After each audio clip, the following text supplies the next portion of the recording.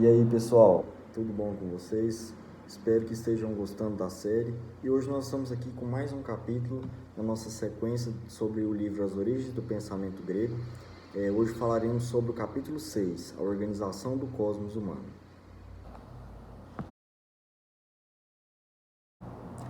Bom, conforme eu já venho falando em alguns outros vídeos, é importante a gente ressaltar alguns fatores interessantes acerca dessa sequência de vídeos, dessa série nossa. A primeira coisa que eu gostaria de deixar claro para vocês é que isso não se trata de um resumo do livro, mas sim a discussão de alguns conceitos que para nós aí são fundamentais para a compreensão do livro como um todo. Pois bem, nessa organização do cosmos humano, só seguindo uma rotina aí, um roteiro de sequência dos outros capítulos que a gente vem estudando, então a gente vê nesse momento aí, após as invasões bárbaras, né, que vem transformar o modo de pensamento grego, nós vemos aí que surge um ideal diferente, que surge uma proposta diferente, que surge uma reflexão diferente, que vem constituindo a polis, um entendimento de polis. Então nós estamos nessa fase aí, numa fase muito inicial ainda, é uma fase de consolidação, de construção de todo o ideal, de todo o pensamento grego. Não é à toa que o livro se chama As Origens do Pensamento Grego. Então isso é muito importante a gente destacar. É difícil precisar isso num contexto de tempo, num espaço de tempo específico, até mesmo porque durante essa fase de construção e de consolidação do Estado grego ou da polis, se passaram muitos anos, talvez décadas, talvez séculos, né? Onde esse pensamento foi se consolidando, onde esse pensamento foi se constituindo, de maneira a chegar àquilo que a gente estuda, a compreensão daqueles filósofos e, enfim, tudo mais. Então, nesse momento, a gente vê que a gente está vindo aí de uma compreensão de uma sociedade na forma de um oikos, ou seja, de uma família, onde todo crime, tudo que é praticado contra essa sociedade está sendo atingido a própria família, ou seja, o âmago das pessoas. A gente sabe muito bem que, com raras exceções, quando mexe com a família da gente, a gente fica irritado, né? A gente, às vezes, tem problema com a família, tem intrigas com a família, porém, quando mexe com a família da gente, a gente se sente mal. Então surge esse conceito, essa ideia de que a família ou a sociedade era uma oikos, ou seja, era uma casa, era uma família. E assim sendo, tudo que era para o bem dessa sociedade era também para o bem dessa família. Tudo que era para o mal dessa sociedade ou para o prejuízo dessa sociedade também era para o prejuízo dessa família. Então as pessoas tinham essa visão, tinham essa orientação. E aí, vejamos, quando se entra nessa organização desse cosmos humano, a gente passa por essa fase de estruturação, desse pensamento de família, e aí a gente começa a ver elementos já de uma estruturação de sociedade, claro que orientada a essa lógica de oikos, de família. E quando a gente entra nesse novo modelo, a gente vê o surgimento de uma areté ideal, ou seja, de uma virtude ideal. Que virtude é essa? Para os romanos, virtude é dinheiro, é poder, é posses. Agora, para os gregos, isso tem uma posição um pouco contrária, até mesmo antagônica, e de crítica mesmo à questão do dinheiro e das posses. Então, veja bem, estou aqui com o livro, folheando, para eu poder acompanhar os conceitos, né, de maneira mais simples.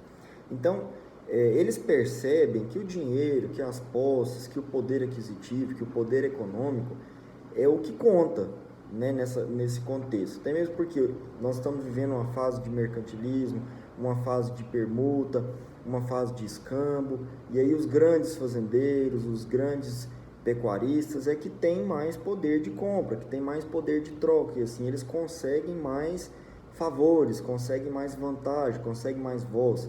E aí eles começam a perceber que quem tem o dinheiro é quem tem o poder, e o dinheiro então é o que conta, é o que importa, é o que interessa.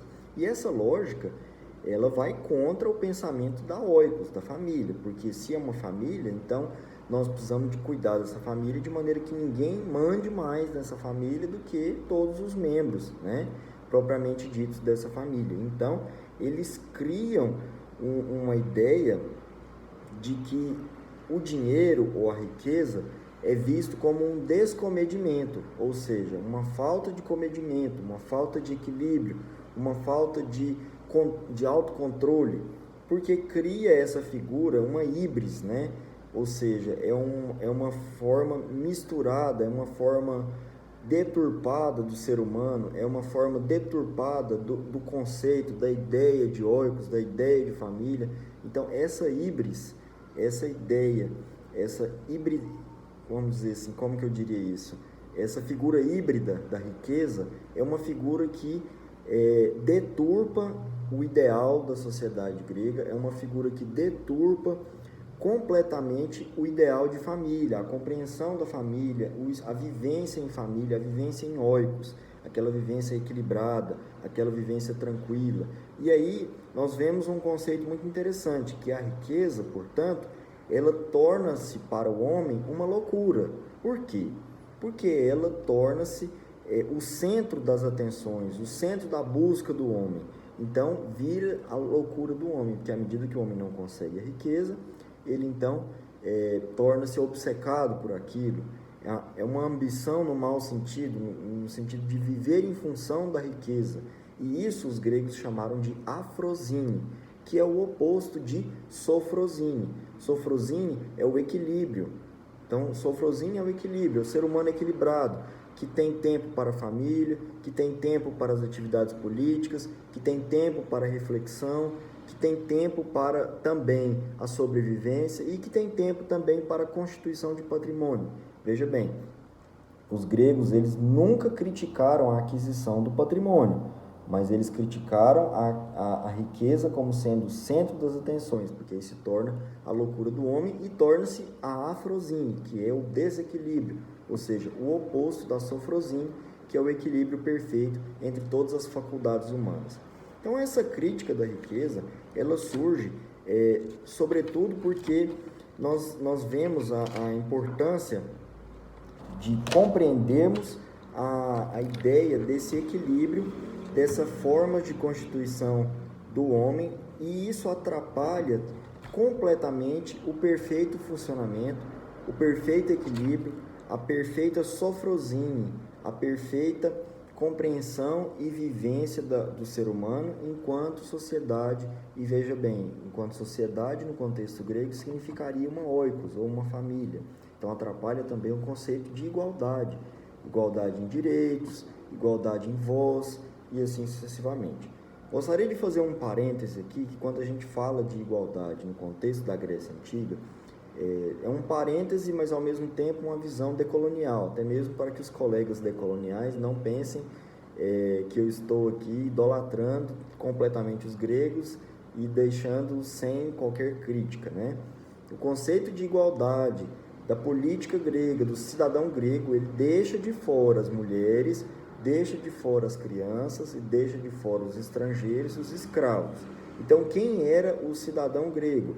Ele era o homem grego, ou seja, nato grego, livre. Ele não poderia ser escravo, não poderia ser mulher, nem criança, nem tampouco estrangeiro, né, nessas condições. Então, o conceito de igualdade funcionaria nesse patamar. Porém, fechando o parêntese e retomando a ideia da questão, não é porque as mulheres, as crianças, os estrangeiros, os escravos ficam de fora desse conceito de cidadania grega que eles não tenham também a necessidade de um tratamento igualitário. Nós veremos num outro livro do Henri Irene Marrou, que eu pretendo fazer uma série posterior a essa, que aponta a função de cada um na sociedade, até mesmo porque, dado o conceito da época, a visão clássica, né, a visão antiga a respeito da sociedade, eles atribuíram esses papéis, né? O homem ficaria com a política e com o trabalho, a mulher ficaria com a economia, ou seja, a oikosnomia, ou seja, a gerência da casa, a gerência do lar, e não só significaria a questão de lavar, cozinhar, passar, enfim, não. Seria realmente a gerência do lar. Então, a aquisição de mercadoria, a aquisição de mantimentos, a construção, a edificação do lar, reforma, a gestão dos escravos e assim sucessivamente. Os escravos, eles entram aí como serviçais nas obras, na agricultura, na pecuária, enfim. E os escravos mais instruídos, e alguns dos estrangeiros escravos também, eles se tornavam professores, ou paidagogos, que eram os instrutores das crianças gregas. Então, eles vinham para ensiná-los matemática, a língua, um idioma diferente do grego, bom, e assim sucessivamente. Mas isso é um assunto para outra ideia. O que eu quero dizer, na verdade, é o seguinte: a sofrosine, ou seja, o perfeito equilíbrio do uso das faculdades humanas, que está muito aliado também ao conceito de igualdade, ele era atrapalhado pela riqueza, até mesmo porque um homem falaria mais do que outro, porque teria mais posses. Então, esse desequilíbrio, essa afrosine, tira a centralidade do contexto de vivência grego, que era um contexto proposto para ser de famílias, de autocuidado de uns para com os outros, de nenhuma predominância de uns sobre os outros, mas sim da força da razão, da força do melhor para a polis e toda essa questão. Então, essa organização desse cosmos humano, ele começa dessa forma para instituir uma ideia de família, como nós vimos no capítulo anterior, e posteriormente ele vem criando essa ideia de que a riqueza é uma híbris, ou seja, é uma figura híbrida, é uma figura deturpada, é uma figura capaz de destruir esse ideal de cuidado, de isonomia, de igualdade que nós vemos dentro da sociedade grega. Pois bem, este é algumas das reflexões que traz o capítulo 6 para nós. No próximo vídeo, nós vamos continuar nos aprofundando na consolidação desse ideal, dessa organização desse pensamento. E eu conto com vocês para sempre estarmos aqui discutindo e refletindo juntos a respeito dessa obra que traz aí muitas compreensões para nós acerca das origens do pensamento grego. Como você já sabe, minhas redes sociais ficam na descrição do vídeo. Bom, foi um prazer estar aqui com vocês mais nessa oportunidade. Espero que vocês estejam gostando dos conteúdos. Caso haja alguma sugestão, caso haja qualquer tipo de solicitação, uma obra, um assunto que você deseja que eu fale, deixe nos comentários, eu ficarei muito feliz em poder contribuir um pouco mais com sua reflexão. É isso e até o próximo vídeo.